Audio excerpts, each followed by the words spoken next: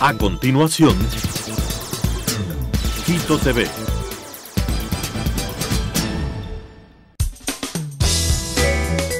Clasificación A. Apto para todo público.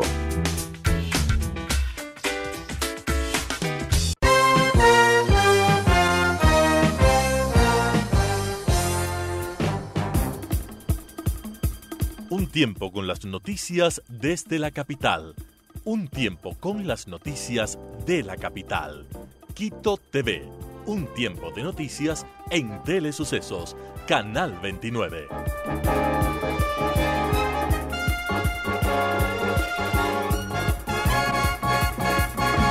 Esta mañana en el programa Quito TV vamos a conocer las propuestas que plantea el candidato a la alcaldía de Quito, César Montúfar. Conozca acerca de su trayectoria política. Montúfar fue asambleísta provincial por Pichincha del Movimiento Concertación Nacional en 2009. Además, fue candidato a diputado y asambleísta constituyente por el Movimiento Ciudadano Nuevo País en 1998 y candidato nacional a la Asamblea Constituyente por el Movimiento Concertación Nacional Democrática en 2007. Ahora que se postula para la alcaldía de la capital, manifiesta que busca devolver la voz a la ciudad. No se desconecte de Telesucesos para que conozca más acerca de César Montúfar. Les recuerdo que puede interactuar con nosotros utilizando el hashtag QuitoTV. Síganos en nuestras redes sociales, Twitter Telesucesos 29, Facebook Telesucesos Quito.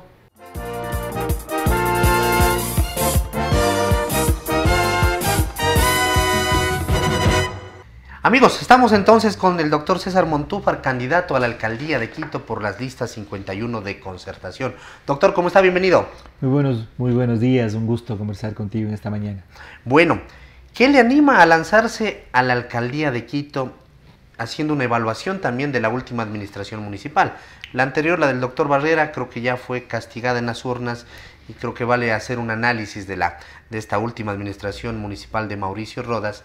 ¿Y qué le anima a usted a lanzarse a la candidatura a la alcaldía? Bueno, yo creo que lastimosamente los quiteños sufrimos una crisis, diría, muy fuerte en términos de la gestión municipal, los servicios públicos que la municipalidad debe proveer a la ciudad.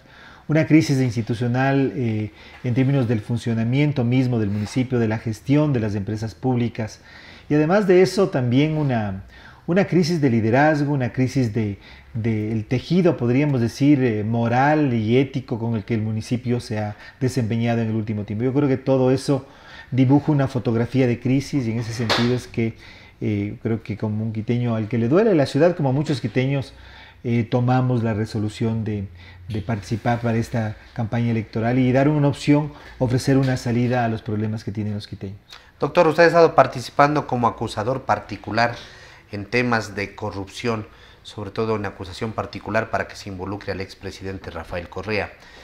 En el municipio de Quito salió un asunto relacionado con el metro, existen unos indicios también de responsabilidad, pero aparentemente todo ha quedado en el olvido. Incluso el anterior gerente Mauricio Anderson salió en base a un pedido de la Contraloría.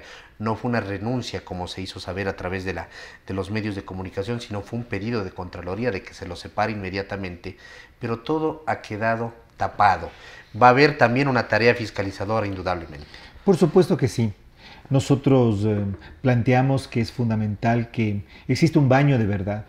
El municipio de Quito y la ciudad ha gastado muchísimos recursos en la última década con grandes obras que deben ser investigadas y deben ser fiscalizadas. El metro de Quito es una de ellas. Es una obra que, por ejemplo, comenzó con un precio de 1.538 millones y finalmente los quiteños vamos a terminar pagando 2.009 millones. Estamos hablando de una diferencia. Incluso quitando ciertos rubros, ¿no? Exactamente, incluso modificando ciertos temas. Quitando paradas y quitando rubros. Eliminando paradas específicamente del metro. Son 500 millones de dólares que alguien tiene que explicar por qué los quiteños vamos a pagar adicionalmente a lo que fue el valor inicial. El tema del aeropuerto, que hasta ahora no ha quedado claramente determinado. Existen procesos en Contraloría, glosas en Contraloría que están ya determinadas. Y yo creo que todo esto tiene que ser investigado. Tiene que ser investigado por fuera, por supuesto, de cualquier forma de persecución política o cosas por el estilo, pero sí en función de que si hay indicios de irregularidades, estos tienen que ser castigados y sobre todo tiene que haber un camino para la recuperación de los quiteños de estos recursos que se han perdido. Uno de los temas fundamentales que yo voy a desarrollar va a ser la investigación de estos megaproyectos, de manera que, como digo, exista reparación al municipio. Ahora que todo el mundo, y es verdad, se habla de una enorme crisis presupuestaria, de que el municipio de Quito está sobreendeudado, de que no hay recursos para hacer obras. Bueno, yo creo que allí tiene que determinarse con prolijidad, con imparcialidad, pero buscando sobre todo rescatar el sentido del bien público que tiene que ser precautelado. Usted habló también del aeropuerto de Quito y es una obra que se inició en la etapa del alcalde Paco Moncayo, y hay un video que usted lo presentó en las redes, me parece que el día de ayer, donde habla sobre un informe de Contraloría, que es el informe DIAPA 0038-2008. Es un proyecto, es un informe de Contraloría. ¿Que existe algún tipo de responsabilidad? Bueno, lo que es claro es que en todos los exámenes, este no es el único, exámenes que ha hecho Contraloría a la obra del aeropuerto, se ha determinado y se determina una constante, y es que fue una obra muy mal negociada, y allí el alcalde Moncayo, el exalcalde Moncayo, tiene que responder a la ciudad. Yo creo que eso es importante.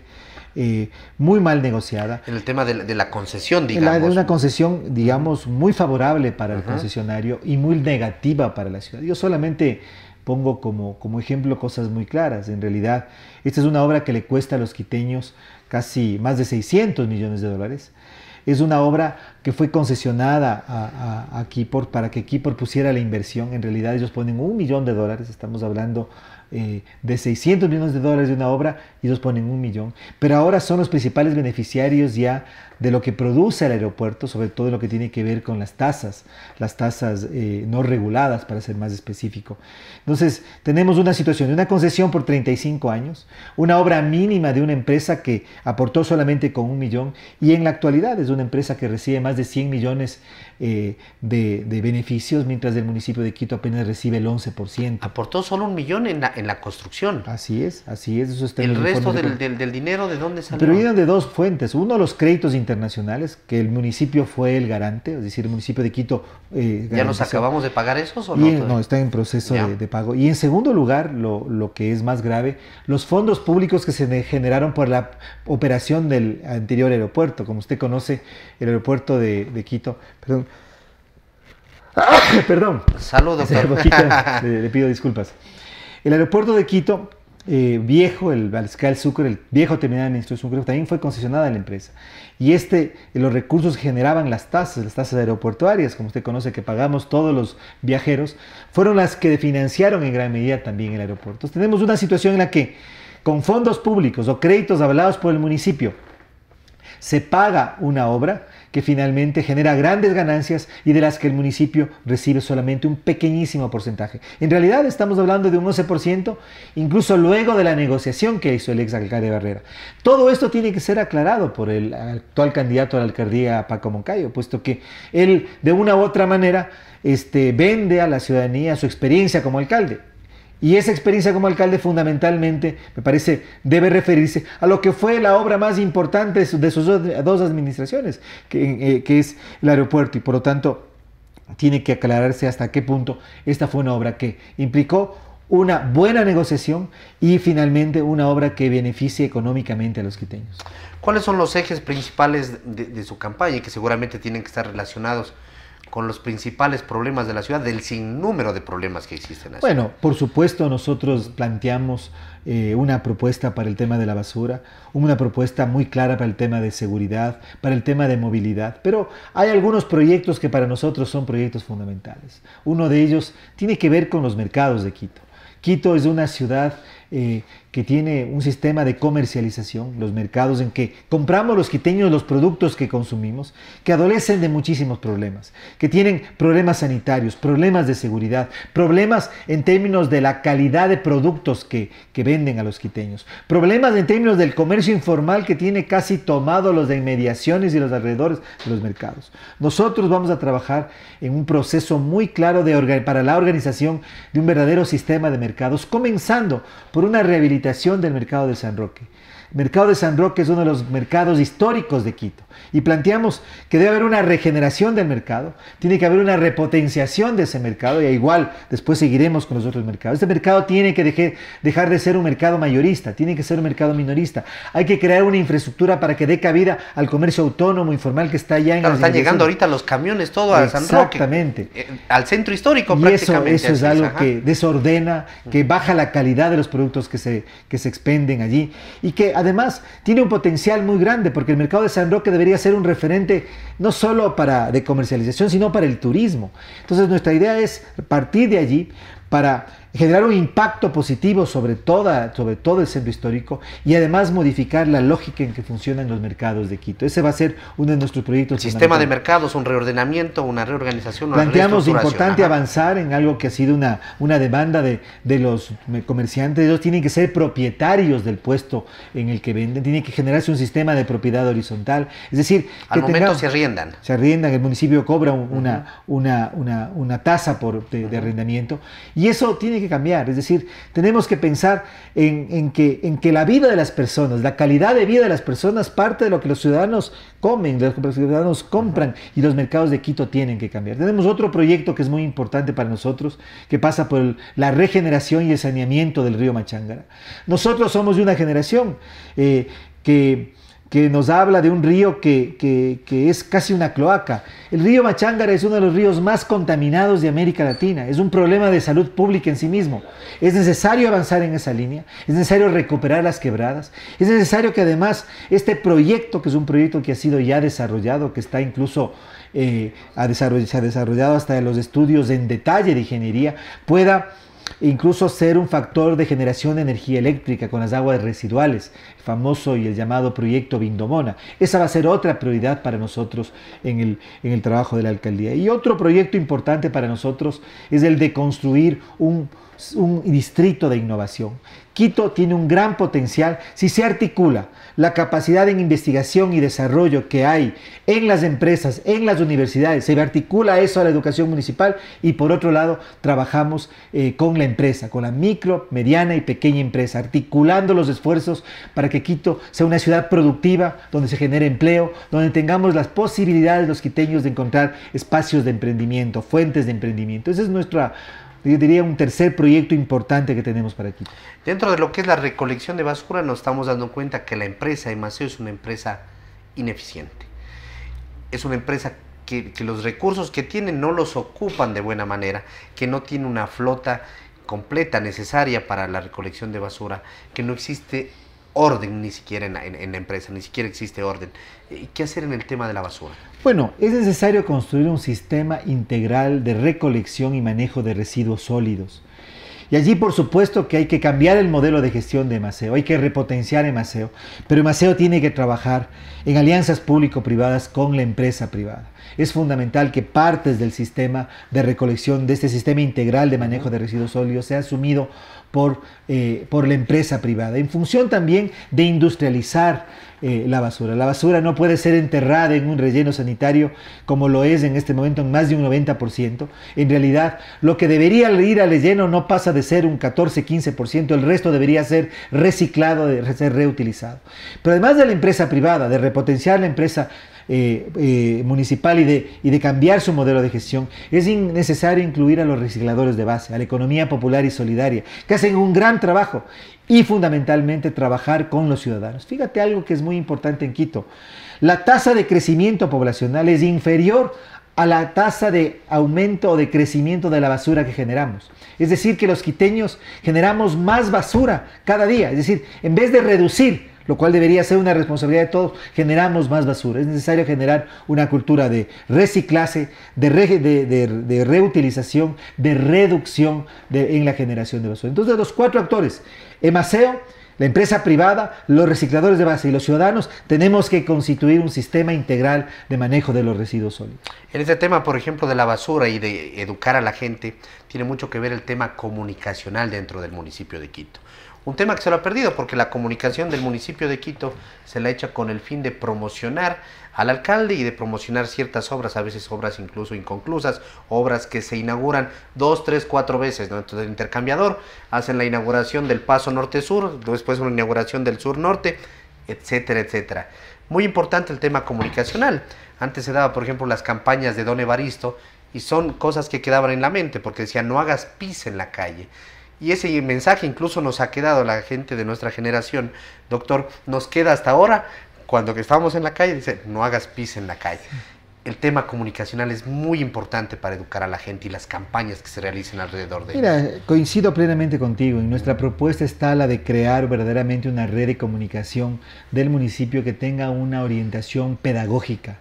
Generación, cultivo, desarrollo de valores, campañas educativas. Hay muchos temas sobre los cuales la convivencia ciudadana tiene que irse adaptando a una ciudad como Quito ha sido siempre, cordial, solidaria, hospitalaria, de buen humor. Es decir, los quiteños hoy somos personas agresivas, toscas, que nos peleamos en la calle. Tenemos que recuperar esa sal quiteña, esa cordialidad, eso que nos ha sido siempre característico. Y allí tiene que pesar mucho la comunicación municipal. Nosotros creemos en una comunicación pedagógica, en una comunicación educativa, en una comunicación interactiva, en que los ciudadanos también sean parte de este proceso. Entonces, eso va a ser una de las tareas. Yo no voy a caer en ese, diría, en ese hábito, ¿no es cierto?, de que llega un nuevo alcalde, cambia toda la imagen del municipio, se invierten cientos de miles de dólares creando un nuevo logo, La nueva Q. No, eso ya está. Eso tiene que ser, esos recursos tienen que ser más bien ahorrados. Tenemos que entrar en una campaña de austeridad y sobre todo generar una política de comunicación que rescate la quiteñidad, que rescate la manera como los quiteños somos. Somos gente amable, trabajadora, cordial, gente con gran humor, que manejamos el doble sentido de una manera exquisita. Esos somos los quiteños y eso tenemos que recuperar. Correcto, hay problemas sociales los cuales hay que tratarlos también. Eso están la seguridad, la violencia de género. Hay una alta tasa que ha ido en crecimiento, lamentablemente. Por ejemplo, el tema de femicidios. Se acaba de dar en Puzuquí la anterior semana un caso tremendo de femicidio de una mujer que incluso tenía boleta de auxilio, y ese auxilio no existió en ningún momento, no existió esa distancia que tiene que haber con el agresor. Un turista ruso es asesinado en pleno centro histórico de Quito también hace unos 10 días. ¿Qué hacer en estos temas sociales? Violencia de género, seguridad. A ver, en la violencia de género realmente el municipio tiene que tomar un papel más protagónico. Tiene que crear los espacios de ayuda, de apoyo, de acogida, de incluso asesoría legal para apoyar a todas las mujeres de la ciudad, y no solamente a los grupos mujeres, sino a todos los grupos vulnerables que reciben y son víctimas de la violencia. En eso tiene que haber una política muy clara de asignación de recursos, no solamente palabras, sino también recursos para generar toda una línea de trabajo del municipio. Y lo que tiene que ver con seguridad, nosotros planteamos con mucha fuerza que el alcalde de Quito tiene que tener un papel mucho más activo. Si bien la seguridad no es una competencia municipal, el alcalde puede actuar. Entre esos temas que nosotros asumiremos ya desde la alcaldía será la de, junto al Ministerio del Interior, junto a la Comandancia General de la Policía y la zona 9, que es la zona precisamente del Distrito Metropolitano, hay que tener un manejo cercano, y el alcalde lo debe tener, una supervisión del cuadro de mando integral para conocer el mapa del delito en la ciudad, para conocer cuáles son los focos de mayor inseguridad y tomar cuenta las autoridades de que en esos sectores se reduzcan la tasa de crímenes, la tasa de violaciones a la ley, la tasa de inseguridad para los quiteños. Es necesario que la tasa de seguridad, que asciende aproximadamente a 23 millones anuales, sea utilizada en programas de prevención. ¿Dónde se va ahora esos 22 millones? Básicamente lo que hace el municipio es dar a la policía, es decir, pagar a la policía para cuestiones logísticas, gasolina. Eso no puede ser. Es necesario que la tasa de seguridad sea utilizada apoyando a la organización comunitaria, a la organización barrial, en el establecimiento de las alarmas comunitarias, es decir, fortaleciendo las tareas preventivas. Es necesario también cambiar la doctrina y organización de los agentes metropolitanos, que tienen que apoyar el trabajo de manera preventiva que hace la policía. Y hay un tema muy importante que también es de exigencia al gobierno nacional. La tasa recomendada internacionalmente del número de policías por habitante es 2.7 por 1000. En Quito hay 2.200 policías, 4.200 policías. Deberían haber, de acuerdo a esta tasa, 5.700. Es decir, hay un déficit de 1.500 policías y el alcalde de Quito tiene que exigir a las autoridades, al Ministerio del Interior, el que se cumpla con la tasa de policías que se recomienda internacionalmente. Hay que dar seguridad también a esa Policía Nacional para que no ocurra lo que pasó en Ibarra, que no sabían qué hacer, no sabían cómo actuar. es decir, y tampoco tenían el equipo como para... Así es. ¿no? Eso hay que tomar en cuenta. Otro tema muy importante es el tema de educación, y lo pregunto esto porque el municipio, a cargo del municipio, están, creo que son 18 entidades educativas, instituciones educativas. La red de entidades educativas las redes municipales. ¿Qué hacer? Porque incluso existen entidades municipales que están intervenidas por el Ministerio de Educación porque han ido perdiendo ese prestigio que se lo ganaron durante años. Mira, tenemos que recuperar la educación municipal. Y creo que eso pasa porque Quito además reivindique lo que ha sido la gran tradición. Pongo solamente un ejemplo, podría dar más. La Escuela Espejo, el Colegio Benalcázar. Y esta educación, este sistema de educación municipal, estos establecimientos, tienen que ser parte, tienen que articularse al distrito de innovación, como hace un momento mencionaba, a las universidades, a las empresas, a los micronegocios, a las fuentes y a los espacios de emprendimiento. Además, porque la educación municipal en Quito no solamente que ha sido una tradición, sino que tiene que estar articulado a lo que hablábamos en este momento, que son los valores de la quiteñidad. Nosotros pensamos que sería un error el que Quito entregue al gobierno nacional, al Ministerio de Educación, los establecimientos educativos. También hay que fortalecerlos, hay que tratar y hay que buscar que sean, como siempre han sido, uno de los temas emblemáticos del municipio, la calidad de la educación municipal. Nosotros vamos a trabajar para que vuelva a ser lo que siempre ha sido, el referente que siempre ha sido. Y, por supuesto, vamos a apoyar para que en este momento las instituciones intervenidas puedan recuperar su autonomía y el municipio pueda comenzar a trabajar desde allí, articulado a la propuesta de innovación que tenemos. Doctor, ¿qué hacer en el tema transporte? Y me refiero al transporte público, al transporte privado, a la red vial, a este elemento que el metro va a ser una parte de la solución si es que realmente se conforma un sistema de transporte, o si no, quedará simplemente como una novelería más. ¿Qué hacer en el tema transporte? A ver, yo creo que hay varias cosas que hay que mencionar. En primer lugar, el Metro de Quito, la inauguración del Metro de Quito va a ser una gran oportunidad para la ciudad. Esa oportunidad debe transformarse en un sistema integrado de transporte que ponga el transporte público masivo en el corazón del sistema. En la actualidad, los quiteños en un 70% nos movilizamos en transporte público. Sin embargo, la ciudad está concebida como si fuera el vehículo particular el centro del sistema. Eso hay que cambiar. El transporte público tiene que repotenciarse, se tiene que ordenar también al transporte convencional, a los más de 3.100 buses que en este momento circulan en la ciudad, que tienen que funcionar de manera controlada y regulada, poniéndose orden, con rutas, con itinerarios, con seguridad. No pueden ser factores de contaminación ni de tráfico, tienen que ser una ayuda, aliviar al problema del tránsito y la congestión en la ciudad. Tenemos que solucionar un tema muy importante, que es la conexión vía transporte público desde los valles a Quito. Ingresan a Quito 65.000 vehículos al día, tanto del Valle de los Chillos como de los valles de Tumbaco y Cumbayá. Es necesario generar una solución de transporte público que haga que las personas, los quiteños, que vienen de los valles, deciden más bien dejar sus vehículos y apostar, sea a un teleférico, sea a un tren rápido, sea a un bus cómodo, eléctrico, que venga a la ciudad y que por lo tanto pueda de una u otra manera aliviar el tráfico. Esa es una propuesta que por lo tanto tiene que ser integral, la propuesta de movilidad y transporte público, pero que además tiene que articularse a la política de ordenamiento urbano. Yo quiero aquí ser muy claro y muy enfático.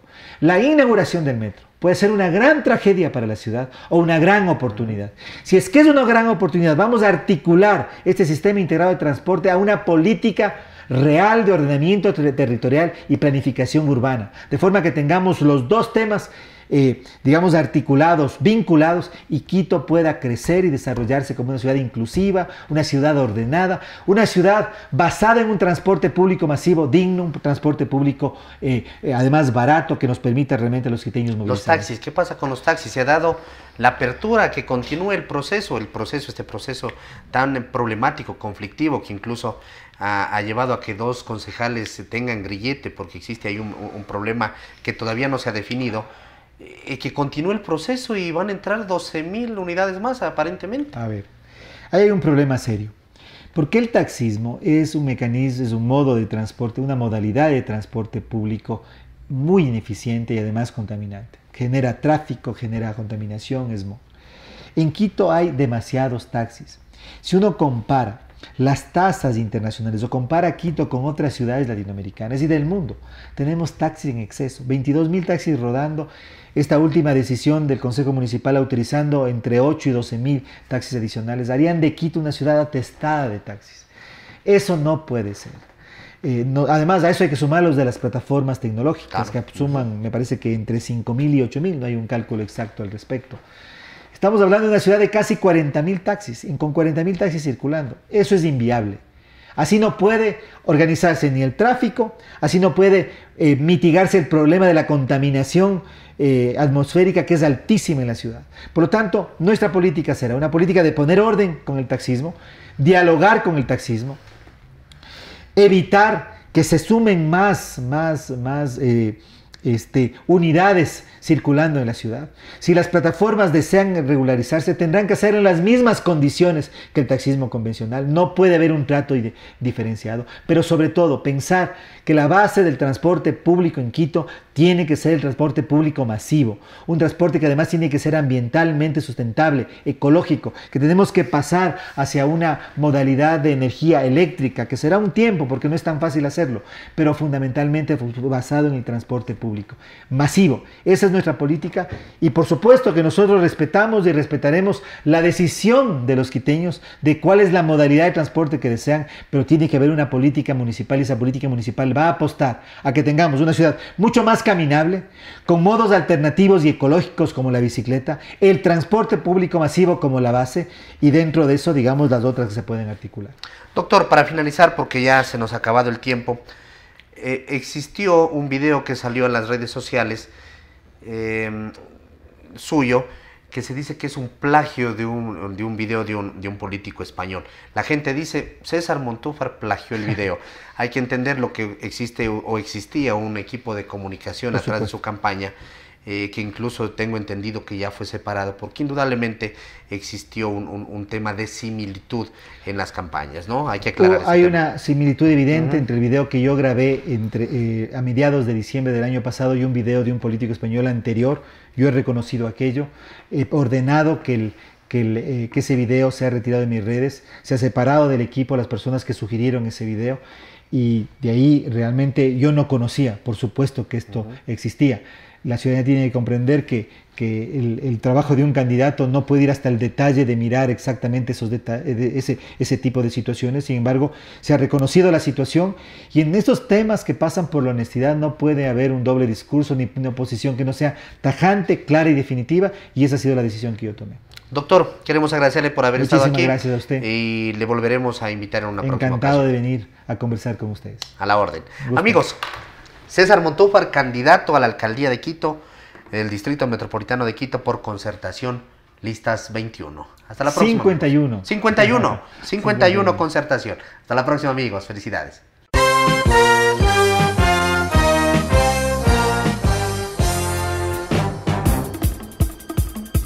Un tiempo con las noticias desde la capital. Un tiempo con las noticias de la capital. Quito TV. Un tiempo de noticias en Telesucesos, Canal 29.